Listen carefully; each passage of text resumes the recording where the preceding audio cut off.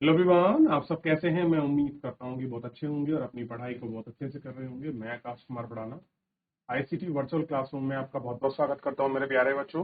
जैसे आपको पता है मेरे प्यारे बच्चों, बेसिकली हमारी आपका जो है मेरे प्यारे बच्चों 12th क्लास है। और 12th क्लास में मेरे प्यारे बच्चों हम लोग आपका आपका अपना हम देख रहे हैं हिस्ट्री।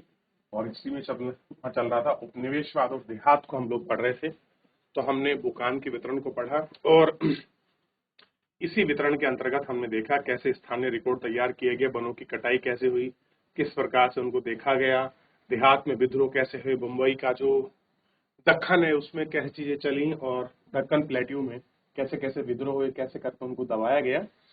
इन सारी चीजों को हमने पढ़ा, देखा और एक एक करके हमने आपका जांच की। इसी के आधार पर हमने इन सारी चीजों को देखने का और जानने का प्रयास।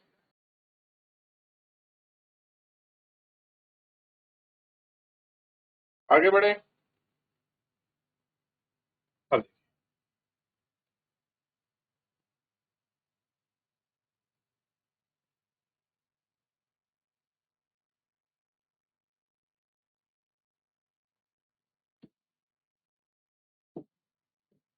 कह रहे जो राजस्व प्रणाली बंबई के दक्कन में लागू की गई थी उसे रैयत कहा गया। क्या कहा गया? रैयत। रैयत में क्या था? किसान सीधे अपना राजस्व कंपनी को जमा कराते थे। जो किसान थे, जो अपना राजस्व था, जिसको हमने क्या कहा? कर। कौन करते थे इस कर को? सीधा जो है EIC, ईस्ट इंडिया कंपनी, यानी ऐसे कहा गया कि महारानी के अधीन। यह अपना टैक्स कंपनी यानी कि महारानी को ही जमा करते थे, इसलिए वो क्या हो गए? रैयत हो गए। बंगाल में लागू की गई प्रणाली इसके विपरीत थी। और आप बंगाल में कौन सी पेशा थी? जमींदारी व्यवस्था। वहां कौन सी थी? जमींदारी व्यवस्था। क्लियर है? ध्यान रहेगा। अंतर्गत राजस्व की राशि सीधे रैयत के साथ तय की जाती थी।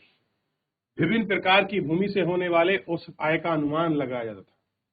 इस प्रकार इन चीजों को तय करते थे और इनका औसत जो आय है उसका अनुमान लगाया जाता था कि रैयत का राजस्व अदा करने की क्षमता का आकलन कर लिया जाता था और सरकार के हिस्से के रूप में उसे एक अनुपात निर्धारित करते थे कि भैया ये कोई क्षेत्र है, इस क्षेत्र में कितना कर होगा, ये आपका निर्धारित करते थे। उसके अनुपात में वो आपका रेशो में उसको बांट देते थे। हर 30 साल के बाद जमीन का फिर से सर्वेक्षण किया था, यानी कि 30 साल के बाद क्या होता? जमीन का फिर से सर्वेक्षण, ताकि पता लगे। अब आप जानते हैं कि 30 साल के अंदर फैमिली में आपका परिवार जो है आपका बढ़ जाता है, जमीनें पार्ट हो जाती हैं, बढ़ जाती हैं। उसके आधार पर राजस्व की दर तदनुसार बढ़ा दी जाती थी और उसके अनुसार ही क्या होता था? 30 साल के बाद जो आपका टैक्स रखा गया था, जो आपका दर था, रेट ऑफ आपके टैक्सेशन था, उसमें क्या करते थे? उसको बढ़ाते थे। इसलिए राजस्व की मांग अब चिरस्थायी नहीं है। आप कह रहे हैं जो राजस्व की मांग थी वो क्या थी? अब आए बिल्कुल जो आपने एक फिक्स कर दी वो नहीं थी, जमींदारी व्यवस्था जैसी। ठीक। तो रैयत का मतलब आपको क्लियर हो गया होगा। कल हम यहां से तो पढ़ रहे थे, ठीक, कि टैक्सेशन में कैसे बढ़ोतरी हो, सुधार कैसे हो, कैसे किया जाए, अधिशेष पर लाभ कैसे कमाया जाए। इन सब चीजों पर हम लोगों ने आपका कल जो है बात की थी। क्लियर है? देखिए,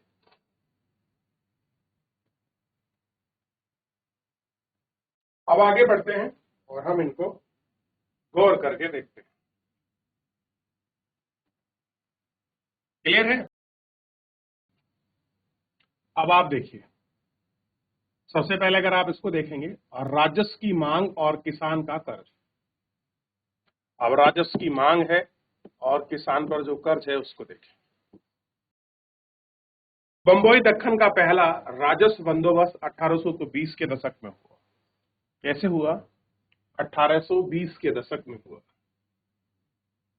और राजस्व इतना अधिक था कि बहुत से स्थानों पर किसान अपने गांव छोड़कर नए क्षेत्र में चले गए। जिन इलाकों की जमीन घटिया किस्म की थी, वर्षा भी कम ज्यादा होती थी, खास तौर पर समस्या और भी विकट थी। जब वर्षा नहीं होती थी, फसल खराब होती थी, तो किसान राजस्व अदा करना असंभव होता। फिर भी राजस्व इकट्ठा करने वाले प्रभारी कलेक्टर अपनी कार्यकुशलता को प्रदर्शित करना और बड़े अधिकारी को प्रसन्न करते थे, इसलिए कठोर पूर्वक राजस्व वसूलने का प्रयत्न करते थे। जब कोई किसान अपना राजस्व नहीं दे पाते थे तो उसकी फसल जब्त कर ली जाती थी और समूचे गांव पर जुर्माना ठोक दिया जाता था। 1830 के दशक तक आते आते यह समस्या और भी गंभीर हो गई। सन 1832 के बाद कृषि उत्पाद की कीमतों में तेजी से गिरावट हुई। पहले बढ़ी, अब 1832 में जो कृषि के उत्पाद थे उनकी जो कीमत है उनमें क्या आ गई? गिरावट। लगभग 1.5 दशक तक स्थिति में कोई सुधार नहीं, यानी कि 15 साल तक ऐसा बना रहा। इसके परिणामस्वरूप किसानों की आय और भी गिर गई। इस दौरान 1832-34 के वर्षों में देहाती इलाकों में अकाल की चपेट में आकर बर्बाद हो गए। दक्कन के 1/3 पशुधन की मौत के मुंह में चला गया और आधी मानव जनसंख्या का कालग्रस्त बन गया। जो बचे थे उनके पास संकट का सामना करने के लिए कोई खाद्यान्न नहीं था। राजस्व की बकाया राशि आसमान छूने लगी थी।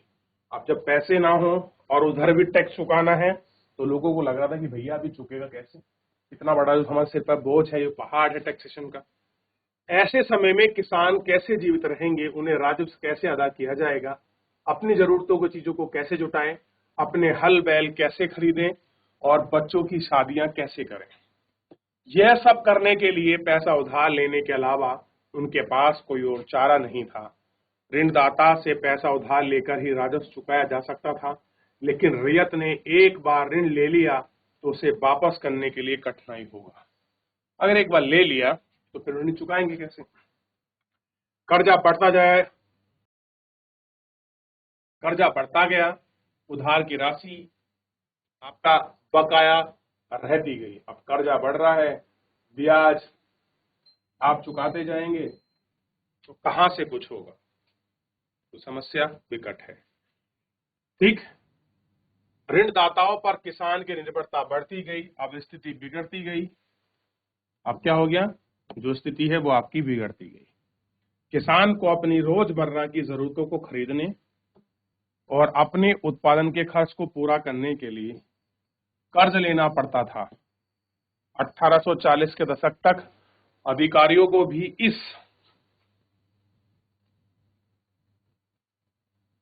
बात के लिए साक्ष्य मिलने लगे कि सभी जगह किसान कर्ज बोझ तले भयंकर रूप से दबते जा रहे हैं। 1840 के दशक के मध्य एक विशेष प्रकार की आर्थिक पुनरुत्थान के लक्षण दिखाई दिए।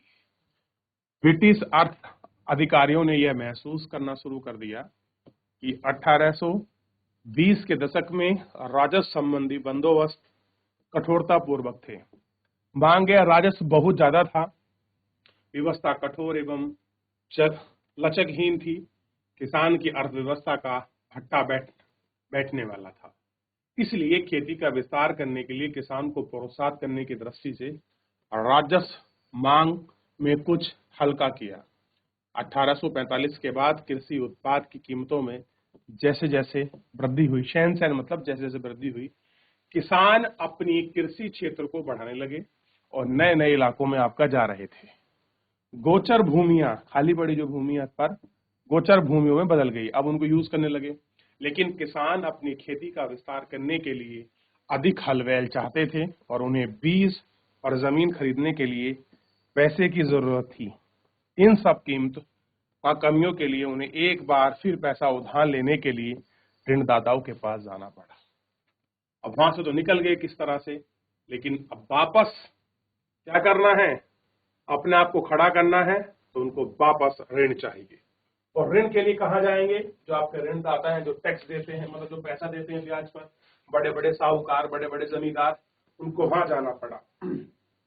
और वो जानते हैं एक बार अगर कुचक्र में फंस गए, उससे निकलना बड़ा मुश्किल और नामुमकिन जैसा हो जाए।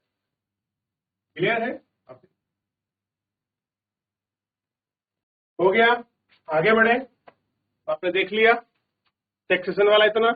अब देखिए बोझ क्यों महसूस कर रहे थे, अब कैसे उन्हें नई चीजों की जरूरत थी, साक्ष्य कैसे मिले कि कैसे हम उनको डेवलप कर सकें, कैसे कुछ कर सकें। तो ये सारी चीजें एक बड़े अपने आप में कठिन रूप दिखा रही थी कि आखिर में जो आपके जमींदारों के पास से जो पैसा लिया जा रहा है किस तरीके से वो आपका वापस होगा, किस तरीके से वो मेंटेन रहेगा, किस तरीके से हम लोग आपका देख सकते हैं, कैसे उसको मैनेज किया जाएगा। ये सारे प्रश्न, ये सारी चीजें बहुत बड़े में अपने आप में एक दिखा रही थी कि स्थायी बंदोबस्त के अंदर तो निश्चित किया गया, लेकिन जो लोगों ने आपका अभी तक लोन वगैरह लिए हैं वो कैसे इस चीज को चुका पाएंगे। ठीक, ये सारी चीजें इसमें रखी गई।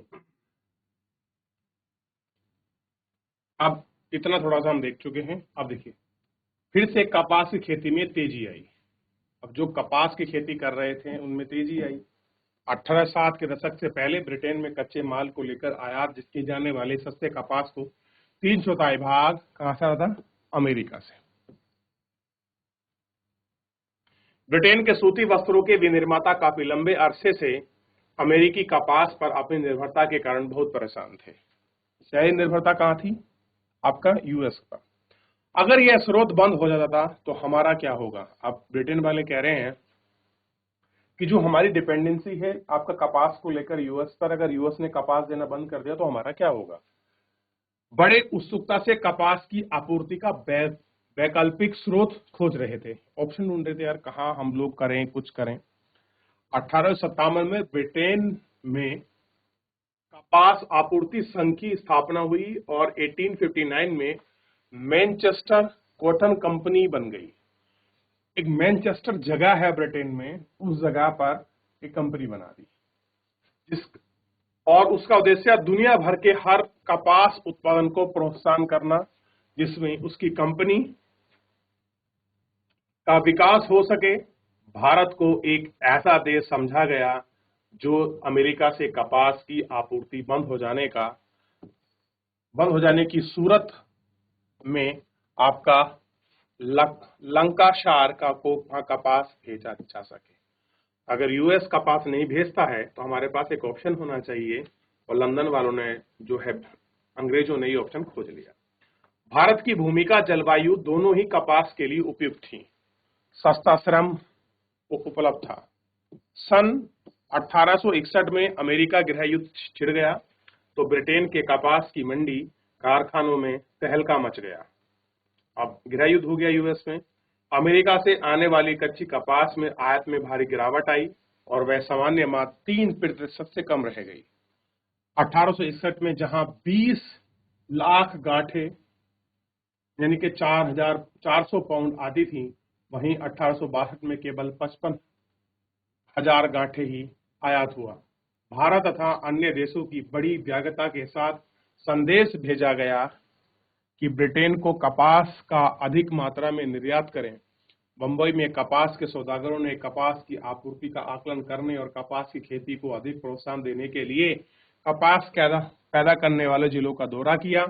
जब कपास की कीमतें में उछाल आया तो बंबई के कपास निर्यातक ब्रिटेन की मांग पूर्ति करने के लिए अधिक से अधिक कपास खरीदने का प्रयत्न किया। इसके लिए उन्होंने सरकारी साहूकारों को अधिक से अधिक और आपका राशि दी ताकि वे आगे उन ग्रामीण ऋणदाताओं को जिन्हें उपज उपलब्ध कराने का वचन दिया, अधिकतः मात्रा में राशि आपकी उधार दी। जब बाजार में तेजी से गिरावट आई तो ऋण आसानी से उतार दिया गया। ठीक, क्योंकि ऋणदाता अपनी उधार दी गई राशि की वसूली के बारे में अधिक आश्वस्त महसूस करते थे। इन बातों का दक्कन के देहाती इलाकों में काफी असर हुआ।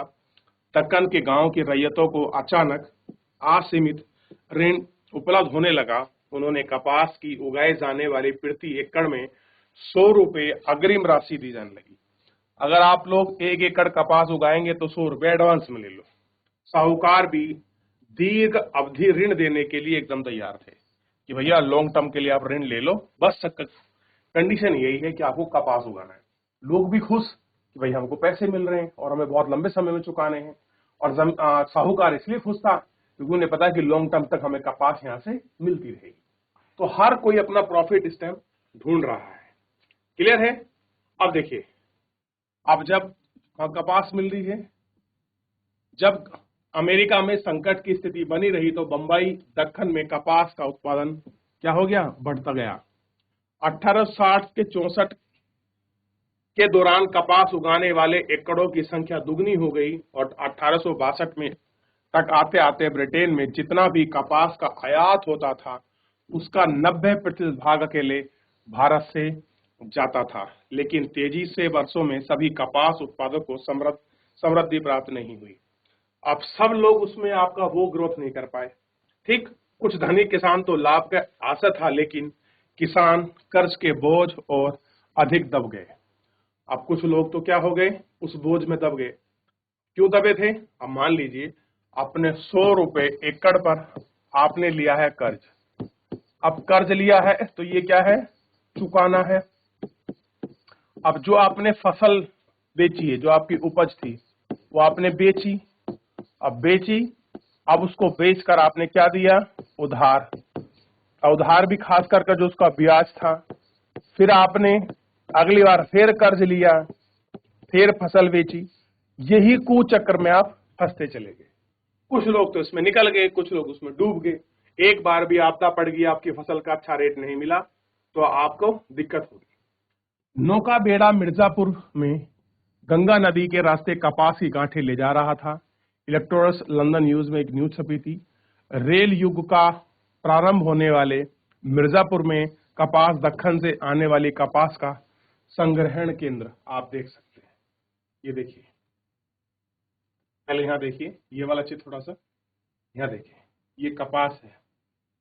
कैसे कपास को लेके जा रहे हैं, मैं पढ़ देता हूं। रेल युग शुरू होने से पहले कपास परिवहन। इलेक्ट्रोल लंदन न्यूज 1861 में जब अमेरिका गृह युद्ध के दौरान यूएस से कपास की आपूर्ति बहुत कम हो गई, तब लंदन को यह आशा हुई कि भारत उद्योग की में कपास संबंधी सारी जरूरतें को पूरा कर देगा। इसकी आपूर्ति का आकलन किए जाने के लिए कपास की गुणवत्ता की जांच, उत्पादन तथा विपणन बाजार के तरीकों का अध्ययन किया गया।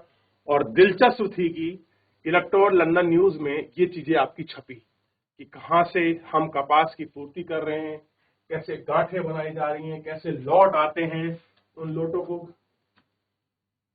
आपका कैसे भारत भिजवाया जाता है। इन सभी चीजों को आपका देखा गया, इन सभी चीजों पर आपका विचार भी किया गया, ताकि ये सारी चीजें थोड़ी सी क्लियर हो जाए कि आखिर भैया ये हो क्यों रहा है।